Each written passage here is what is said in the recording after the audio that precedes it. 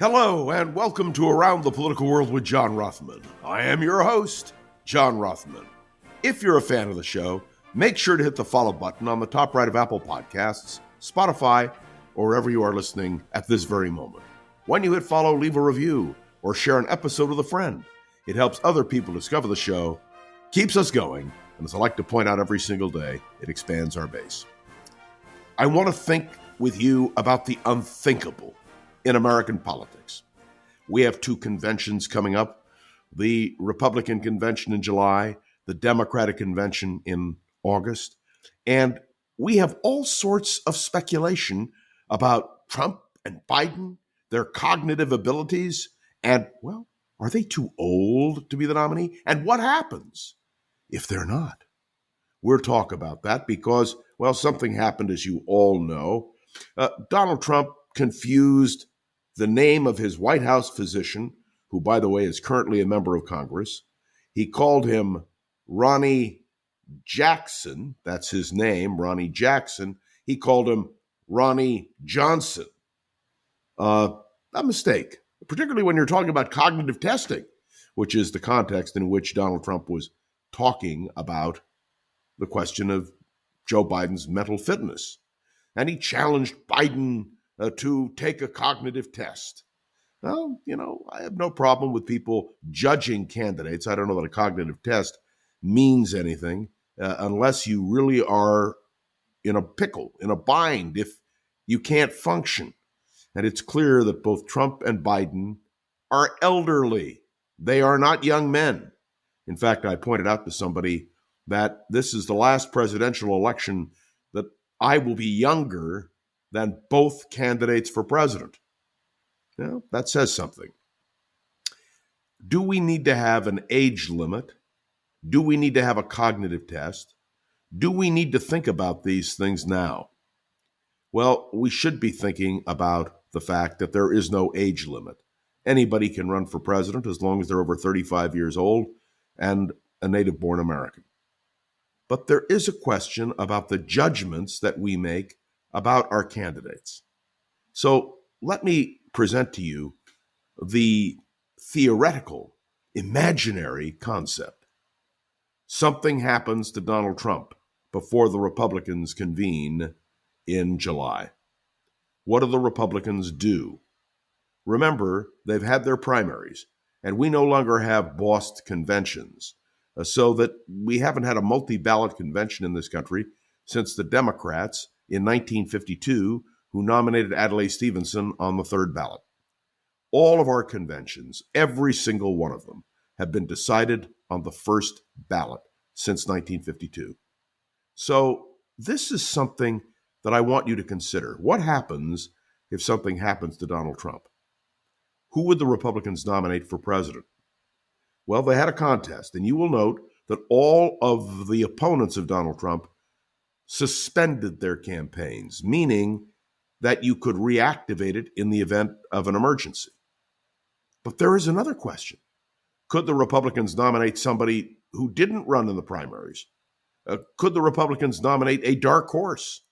And how would you select a dark horse? Because there are no political bosses. There's no chance for a convention to really find a candidate who nobody thought of before. Remember, this has happened in American history. Wendell Willkie in 1940, Adlai Stevenson in 1952. But since then, we've not had a draft, if you will, or a dark horse candidate. So the parties really are locked in. I ask you about the Republicans, what if something happened to Donald Trump? And the answer is the Republican convention would still be the group which would nominate the candidate. I don't know what the procedure would be once the convention meets because, well, the Trump delegates have already been elected. So what happens if you have delegates already elected and you don't have a candidate for any particular reason? Well, we had one example of that, and that was the assassination of Bobby Kennedy in 1968. He had elected delegates, not enough to win the nomination, but elected delegates. They caucused, and they decided as a group to vote for George McGovern. Now, he lost, but still they tried to act as a unit. There is another question that you have to ask. Would the Republican National Committee have to choose the candidate for president if the convention were held and then something happened to Donald Trump? And the answer is yes. A convention adjourns, and then the governing body of the political party is the National Committee. But is the National Committee of the Republican Party well known? Do we know who they are? How would they make the choice? There are no kingmakers. The same thing applies to the Democrats. What happens if something happens to Joe Biden? Well, in their case, they do have a natural succession. Kamala Harris would be the logical person to nominate for the presidency of the United States. The delegates who've been elected, and Biden has a majority of the delegates, would obviously turn to their vice presidential nominee. Remember, the Republicans don't have a vice presidential nominee, and even if they did, it wouldn't mean much until the nominee is formally selected by the convention. And the same thing applies with the Democrats, you'd think, but it isn't, because there is an incumbent vice president who would be the natural successor. But what happens if there is a vacancy? We know that this has happened before.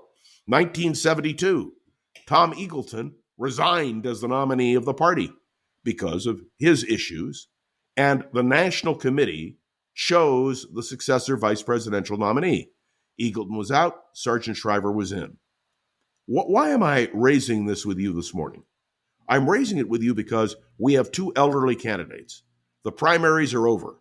And now the question becomes, what happens if something happens before a convention? Well, we know the convention still meets and delegates elected would make the selection. But after that, it falls to the national committees, which leads me to the point of what I'm talking about, the party structures. The parties are critical. Their national committees and the way they function make all the difference in the world. I'm just speculating with you. This may be a completely pointless podcast because if Trump and Biden are the nominees, well, it's done. But what happens if something happens to Trump, if something happens to Biden? There is a logical succession among the Democrats, from Biden to Harris. Among the Republicans, with no designated vice president, all bets are off.